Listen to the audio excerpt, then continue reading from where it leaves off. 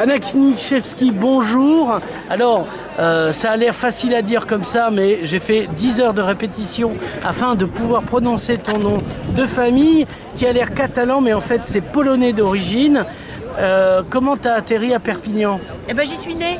Ah ouais, carrément. Ah oui, oui, j'y suis née rue de l'Ange. Ah ouais, carrément, non, parce que moi je croyais que tu fuyais les hordes du général Jaruzelski, tu étais caché derrière la moustache de Valéza. Non. Non, pas du tout. Alors non. comment ta mère, tes parents sont arrivés ici? Alors, mon père est né dans le Nord-Pas-de-Calais. Ouais, voilà. Voilà, il a fait ses études. C'est polonais aussi. Oui, hein, voilà, tout à fait. Les Koronowski, comme on les appelle. Et oui, et il était mineur, non? Non, il est parti faire des études d'architecture en Pologne. Il a ramené ma mère. Bonne idée. Voilà. Enfin, ne serait-ce que pour toi. Et pour le climat, c'était mieux quand même que le Nord-Pas-de-Calais ici. Ouais, voilà. Pour les bronches, tout ça. Ouais, oui, voilà. Climat sain et sec. Tout à fait. Hein, voilà. Pour l'asthme, c'est mieux. Voilà, donc tu es là pour raison d'asthme en fait. Complètement. Encore que bon, le pollen, les mimosas, ici, il y en a pas mal. Hein, on pourrait raser quelques arbres. Mais pense à ceux à qui ça fait rien et qui trouvent ça beau. C'est vrai, mais bon, ça ferait des livres. Alors tu grandis ici? Oui. Je le sais parce que tu as croisé de mes personnages récurrents à moi dans ton enfance, qui étaient même de tes amis. Qu'est-ce que tu fais ici? Comment on grandit ici? Est-ce qu'on peut grandir? Oui. Est-ce qu'on peut s'épanouir? Alors... Est-ce que les enfants traitaient Polak dans la cour en jetant des morceaux de charbon? Non, jamais. Aucun problème d'intégration voilà. Au niveau de la Catalogne. Après, je pense que les voyages forment la jeunesse. Donc je suis un petit peu partie et je suis revenue. Alors tu es partie où? À Paris. Voilà. Voilà. À Paris, j'ai vécu une dizaine d'années et je suis revenue il y a 7 ans maintenant. Bien, donc tu y as vécu. Donc avant d'introduire ce pourquoi on est là, parce qu'après les gens croient que je te fréquente pour les plaisirs, c'est absolument pas vrai. Donc c'est parce que tu as produit ton premier livre. Et donc qui est dans cet univers parisien, bourgeois, insupportable. Mais tu nous venges d'entrée de jeu, puisque d'entrée de jeu, le grand bourgeois se casse la gueule dans les escaliers et il pourrait mourir du coup du lapin, tout simplement. Non, toi tu nous racontes à quel point la cervelle s'était étalée, les dents étaient explosées, etc. Et à quel point une main qui comprend ce que c'est que la lutte des classes l'a poussé. Voilà. Hein, il faut tout de suite se mettre dans le vif du sujet, moi je trouve. Ouais. Voilà. Hein, un peu de viande, c'est bien. C'est bien le végétarien aussi, mais il faut se rappeler qu'il faut avoir une alimentation équilibrée. Voilà, parce qu'il y a des protéines qu'on n'a pas dans le soja. Complètement. Dans le meurtre, il y a des protéines qu'on n'a pas dans le soja. Exactement. Donc c'est n'importe quoi. C'est important de le rappeler. Alors, ça ressemble à une éducation sentimentale. On se dit Justine, on pense à Sade, mais Justine, en tout cas au début, c'est plutôt Juliette. Oui, alors Justine, c'est... Parce qu'elle n'est pas innocente, quoi, cette fille. Non. Justine, c'était vraiment le choix du prénom, c'est purement arbitraire, c'est parce que j'aimais bien.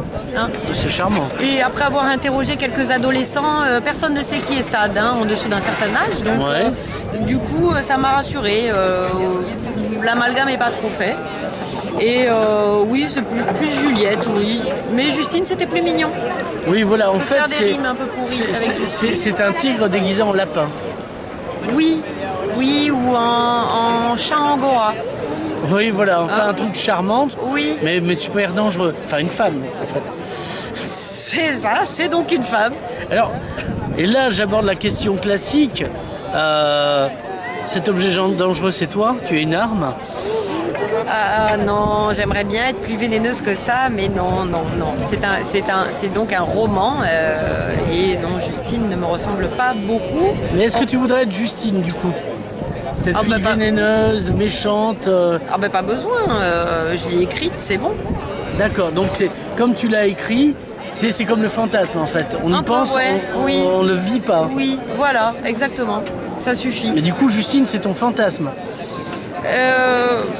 Je pense qu'à un moment donné, on se retrouve tous à avoir envie de balancer des trucs qui se disent pas. Et voilà. Et Justine, elle est un peu comme ça. Ouais. Mais c'est ta version sans filtre, comme on dit, sans surmoi? Enfin, ma version, c'est des personnages, c'est Oui. pas moi. Hein. Il y a personne de. Je parle pas des gens que je connais. Ouais, d'accord. Je crée des personnages. T'es pas Christine Angot, tu non. sors avec non, Doc Gynéco, tu le je trouve racontes? ça odieux. Et puis, comme disait un de mes amis parisiens d'ailleurs, aucun intérêt d'écrire des mémoires ou des choses réelles. Ça dépend. Sauf si on a, Si on a été Talleyrand, c'est quand même intéressant. Tu vois. Sauf si on a été un prix Nobel de quelque chose, si on est allé sauver des vies. Ouais. Là, moi, en l'occurrence, mon autobiographie. En fait, tu essayes de nous dire que tu écris parce que ta vie est sordide. Non, oh là là, comment que t'as emmené? Mais non. Non, je me suis mise à écrire parce que je faisais du théâtre et que je trouvais sympa justement d'utiliser les techniques de théâtre, de construction des personnages dans un livre. En fait, c'est tout à fait applicable. Donc tu peux très bien en faire une version théâtre pour être joué Oh, certainement, oui. Oui, théâtre, cinéma, scénarisé, oui. Voilà, non, d'ailleurs s'il y a des gens qui nous écoutent, c'est en disponibilité. Là, récemment, mon ami a revendu au cinéma son Je serai là demain, le bon Éric Dardy. Oui. Donc il y a des gens qui traînent, qui lisent, on ne sait jamais. Voilà. On sait jamais. Voilà. Donc est-ce que tu en as fait des lectures publiques parce que tu lises dans le privé, ça on s'en fout, c'est ta vie, ça ne regarde pas. Je lis pas à haute voix chez moi. Oui, voilà, non, pour ton chat peut-être. Non, je n'ai pas de chat. D'accord, Et c'est dommage, moi je trouve que vraiment tu j'aurais pu avoir un chat, Voilà. oui. Non, pas de chat. T'es un punk à chien? Non, pas de punk à chien. Ni punk ni chien Ni en fait. punk ni chien. Non, j'ai un appartement très bien tenu. D'accord.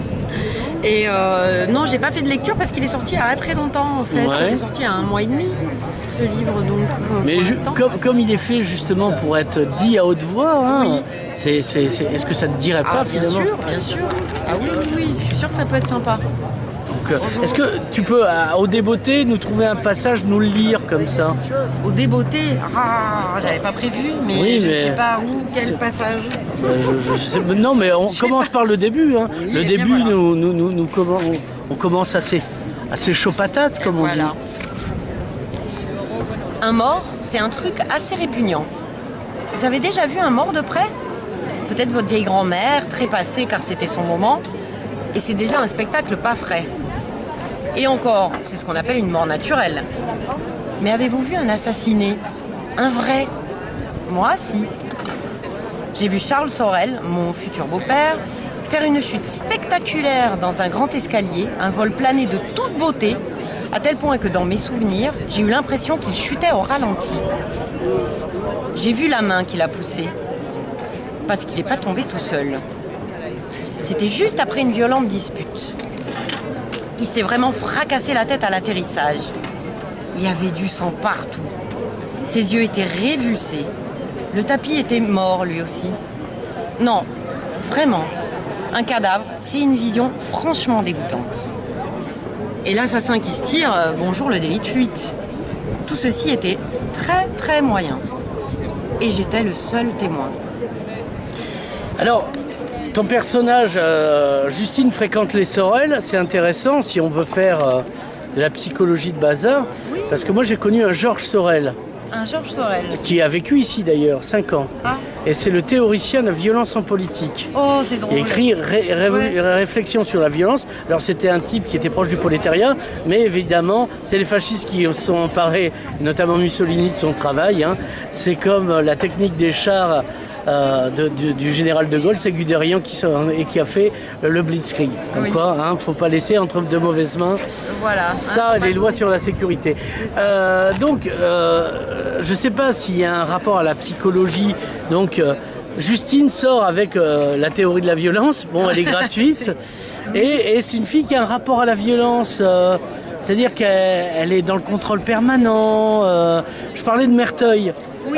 Se faire souffrir, un peu comme les Spartiates, se faire bouffer par un renard sans scier, être froide à l'extérieur et pleine d'énergie et contenu. Alors en fait, elle veut surtout pas d'embrouille. Elle veut pas de complications. Elle veut un quotidien qu'elle maîtrise. Elle veut que les choses soient carrées comme ça. Tout se passe bien. Elle prend la pilule donc. Et je vais pas poser la question, mais je suppose que oui. Hein, Je suppose que oui. Hein. Et s'il y a d'autres moyens de contraception, je suppose qu'elle les utilise tous.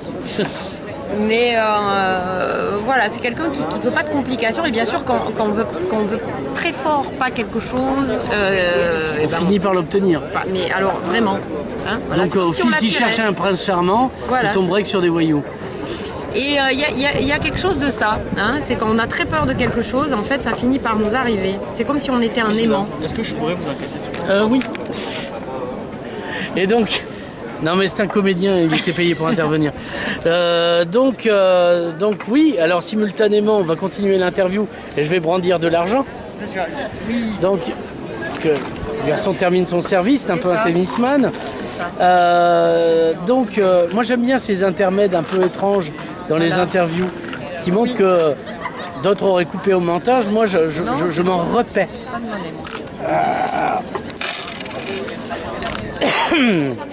Alors, et là je m'estoupe de poil, ça met de la sensation dans le truc du machin. Là. Donc, continuons.